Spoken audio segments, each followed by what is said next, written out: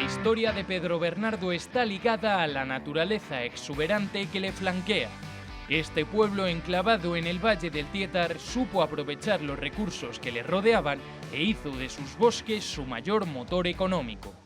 La resina y la madera fueron el sustento de miles de familias cuchareras generación tras generación.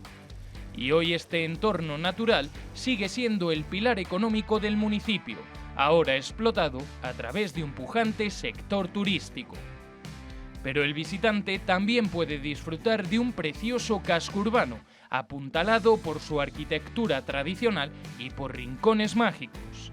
Hoy el Balcón del Tietar nos abre sus puertas para dar un paseo por Pedro Bernardo.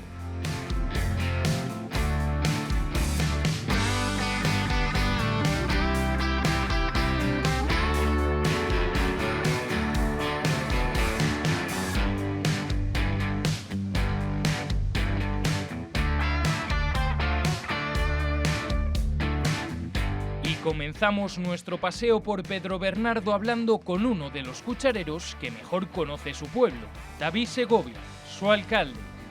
Somos un pueblo muy bonito, un pueblo muy histórico, con una alternativa turística muy alta, sobre todo en el turismo rural. Y bueno, la gente que venga a visitar Pedro Bernardo tiene un montón de cosas por hacer, ¿no? Es cierto que somos un pueblo que, por decirlo así, el 80% vivimos del turismo. De hecho, lo cuidamos mucho desde el ayuntamiento, con muchos eventos, nuestras fiestas, actos culturales, etcétera. Y bueno, pues desde la gente que le pueda gustar la naturaleza, el deporte como es el Ala Delta y campeonatos de España y del mundo que hacemos en Pedro Bernardo, campeonatos deportivos. Hace poco hicimos, gracias a Borja Rubiato, que fue el entrenador del Ávila, tuvimos un campeonato muy intenso de fútbol de chavales, incluso viendo equipos de primer nivel como el Real Madrid, Real Valladolid, etcétera. Y bueno, fundamentalmente la cultura tenemos, gracias también con la colaboración de asociaciones del pueblo, tenemos, yo creo, un nivel cultural bastante alto con muchos eventos. Luego tenemos nuestra garganta, nuestras piscinas, tenemos unas fiestas fabulosas.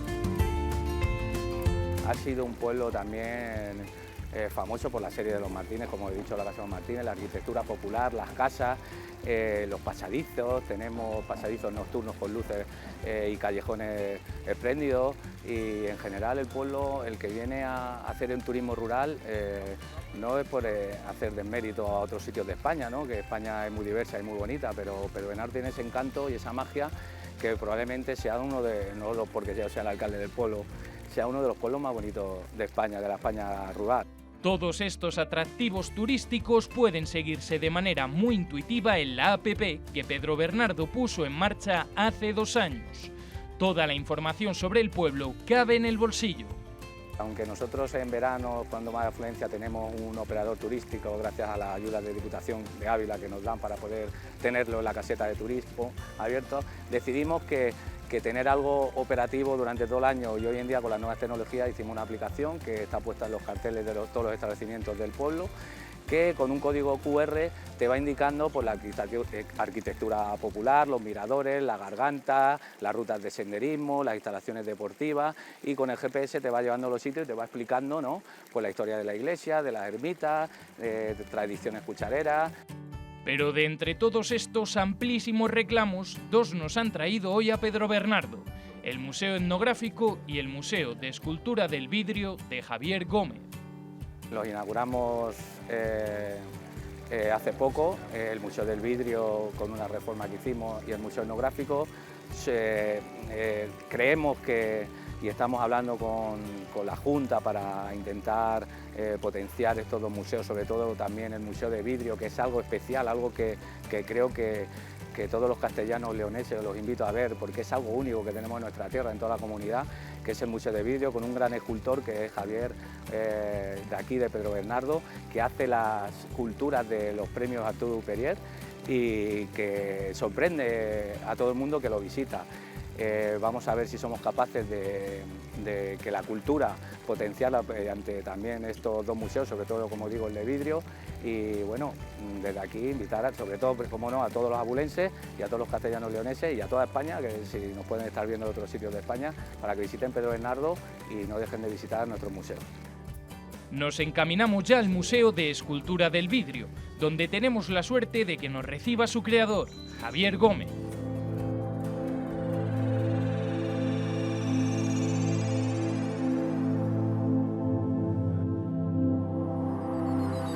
Realmente estoy muy orgulloso, ¿no?, de mi pueblo, ¿no?, que me haya dedicado un espacio como este para acoger una representación de mi propia obra.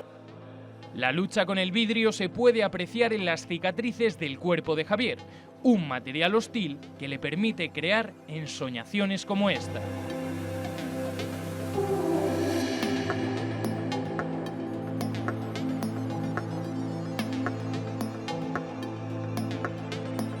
La técnica ha habido que desarrollarla para llegar a estos efectos de acabados, de pulidos, y es un trabajo bastante laborioso. Son láminas de vidrio, las que puedes tener en las ventanas o en la arquitectura, es vidrio plano. Primero hago unos dibujos, al final hago también un dibujo artístico, otro técnico, que es el que me permite ir cortando el material para ir luego pegando, que pegan con pegamentos que pegan con luz ultravioleta. Una vez que le aplicas estas lámparas, en 10 segundos ha quedado pegado y ya no se puede retirar. Entonces, a partir de ahí ya empiezo a tallar, a pulir, hasta llegar a conseguir estos volúmenes que finalmente también los doto de efectos más orgánicos, como estáis viendo, con cortes, con técnicas de grabado con chorro de arena, etcétera, para finalmente conseguir un efecto óptico a través del pulido y de las transparencias. Lo que me da también la escultura en vidrio es que he conseguido, bueno, pues tener ese volumen que podríamos tener para la escultura con las 3 dimensiones, pero finalmente lo que le hace fuerte a mi obra es la luz y los efectos ópticos que consigo a través de las transparencias. En este museo se puede apreciar una evolución de su obra, cerca de 40 años de trayectoria. Desde sus inicios, donde huía del color por el cliché que lo asociaba a la decoración y para reafirmarse como artista, hasta sus últimas creaciones.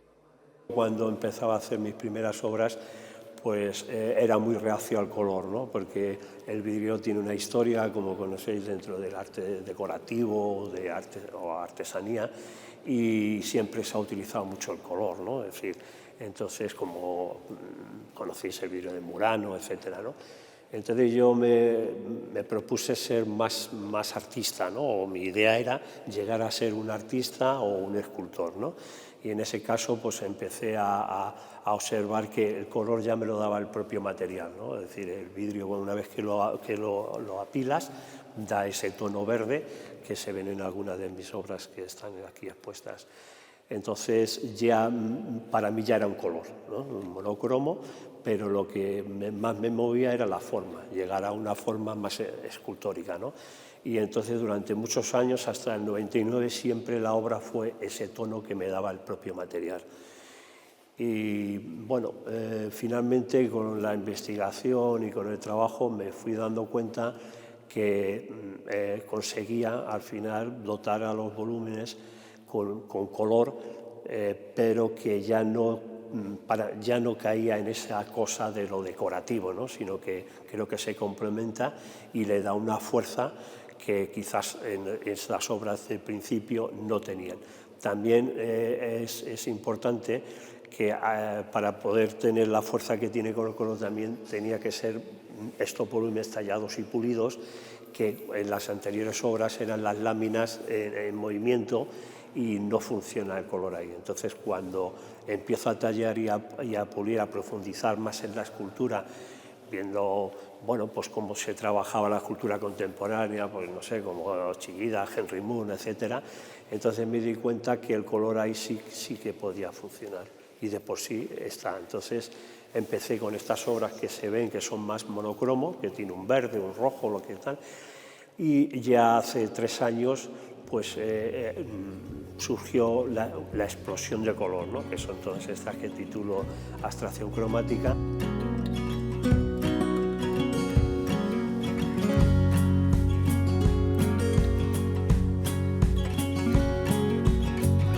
Javier nos habla de sus inicios, de cómo entró en el mundo de la creación artística. Nos confiesa por accidente. Yo trabajaba en una taller familiar de cristalería y mis pretensiones no eran otras, ¿no? Lo que pasa que llegó un momento que a través de un pequeño folleto de la obra de Joaquín Torres Esteban, que es un segoviano que ya falleció y fue pionero haciendo escultura en vidrio laminado en España. Él hacía cubos dentro de lo que era el constructivismo y yo pues me llegó este dístico porque entonces bueno, vi aquello y bajo mi... Dije, bueno, pues si esto es arte, para mí no es mucho problema hacerlo porque solo veía el aspecto técnico, ¿no? Pero claro, luego empiezas a estudiar, a investigar y te das cuenta que el arte no va por el tema técnico ni del trabajo, el arte es al final un trazo y si eso es maravilloso, pues eso es arte. Desde hace 15 años, Javier se ha afincado en su pueblo natal, Pedro Bernardo. En el estudio ubicado en su finca, crea arte que se expone en todo el mundo.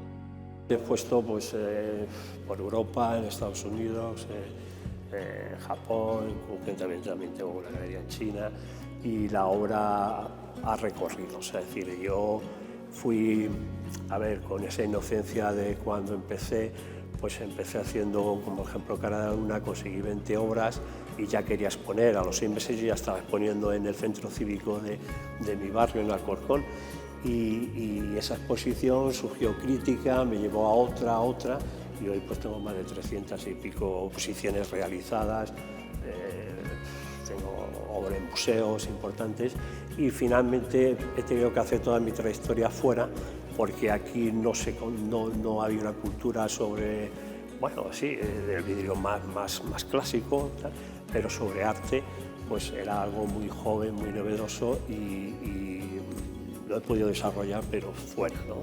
Y de por sí sigo trabajando con las galerías, pues como te decía, en Holanda, en Alemania, lo que fuera, pero siempre he tenido la fortuna de poderlo hacer desde aquí, es decir, otros artistas emigran y se asientan en el lugar donde más movimiento puede haber para este estilo de obra. Javier ha creado más de 800 obras a lo largo de su carrera y algunas de ellas han sido adquiridas por personalidades de la talla de Elton John, el rey emérito o el Papa Juan Pablo II.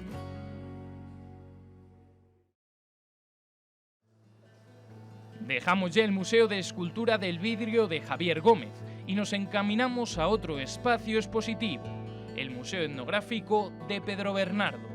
Esto se creó a raíz de una asociación que Pedro Bernardo, que luego con los años se lo pasó al ayuntamiento y esto es un local nuevo que se divide en 3 zonas, digamos, que es lo que es la cocina, que era donde se hacía la vida en común realmente, el dormitorio y luego hay 3 o 4 zonas de utensilios de labranza.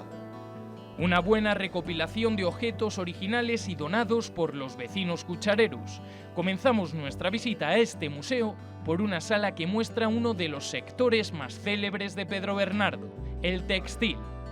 Pues importante en el pueblo porque tenían fama de ser unas mantas buenas, sobre todo la gente de Extremadura, todavía con la gente mayor, si dices que eres de aquí, dice, coño, las mantas, se acuerda de las mantas de sus abuelos o de sus padres que incluso las utilizaron. A base de lana de oveja y a base de lavarla y luego se hilaba, se abatanaba, que había molinos en la garganta, donde había un batán que se le daba y luego se secaba la lana, se sacaba el hilo y luego ya con el hilo pues ya se metían los telares y en los telares se iba haciendo las mantas. Otra de las salas del museo muestra otro de los recursos económicos que más han dado de comer a los cuchareros, sus bosques. La resina sobre todo porque vivían muchas familias de ellos y aparte de la riqueza maderera que había en el monte que pertenecía al ayuntamiento. A raíz de los fuegos pues eso vino a pique y la gente se fue del pueblo. Era todo a base de manual, mano de obra, no había maquinaria y muy costoso porque aquí los montes están muy empinados, hay muchos barrancos y era a base de llevarlo a lomo de la persona que lo recogía, tanto los remasadores como los piqueros y demás, que lo llevaban hasta alguna zona donde se podía cargar con caballerías y ya lo transportaban la resina hasta las zonas de cargue. Se hacía una corta en el pino, una herida en el pino, donde se le daba un ácido para que empezase a sangrar, digamos, ¿no? Se ponían los tarros de resina que antiguamente eran de barro, luego empezaron ya a venir de plástico y demás, y luego se recogía en latas y se transportaba la mayoría de las veces, a lo mejor incluso 500, 600 metros, hasta donde estaba la zona de cargue, donde podían cargar las caballerías, donde había bidones, que se vaciaba la lata, que se llamaba, y ya por otra, claro. La resina, sobre todo para cosas medicinales, aguarrás, pinturas, que normalmente se destilaba y todo iba para la zona de Cataluña, no había ninguna fábrica aquí de destilación de resina ni nada de eso. La zona de carpintería, que también el pueblo a base de la resina pues era rico en madera, había aserraderos y luego había mucho artesano de la madera, a nivel de hacer cucharas o utensilios para la cocina. Normalmente eran los cabreros o los que estaban en la sierra, cuando estaban cuidando las cabras o las ovejas o las vacas por el valle, eran los que se dedicaban un poco a hacer ese tipo de cuchara, tenedores, los almireces de madera, o sea, hacían un poco de todo, con su herramienta de trabajo, que lo único que tenían era una navaja.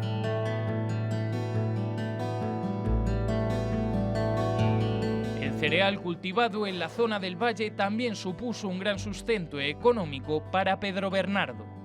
Sobre todo centeno y cebada, que normalmente era para alimento de las caballerías, donde se utilizaba el trillo, las hoces, las guadañas, luego los aparatos de medir el grano, cuando se iba aquí a los molinos, porque había molinos para moler el grano, que también se les echaba a los cerdos la harina de cebada para engordarlos y demás, y luego tener el sustento durante todo el verano de la matanza.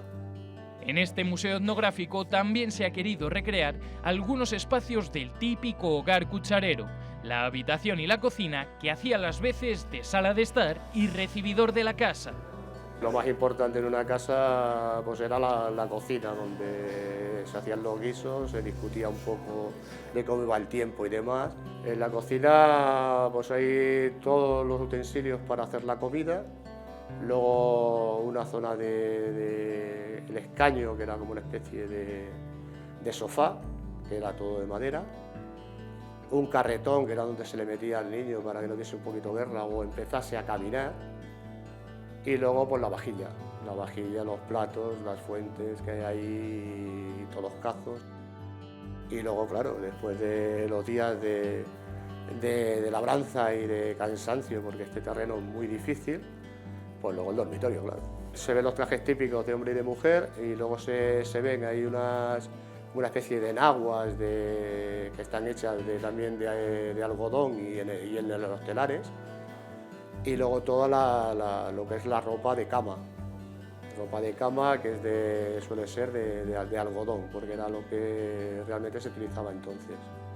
Los sombreros también, eran famosos los sombreros de Pedro Bernardo de paño, que también se fabricaban aquí. Y poco más, la vestimenta, pues él era el traje de serrana, con el mantón de Manila, y el hombre pues calzón negro con la blusa blanca o azul, dependiendo si era de trabajo o festivo. Aquí en el Museo Etnográfico de Pedro Bernardo terminamos nuestro paseo. Ahora solo nos queda invitarles a que comprueben por sí mismos todos los encantos del Balcón del Tietar.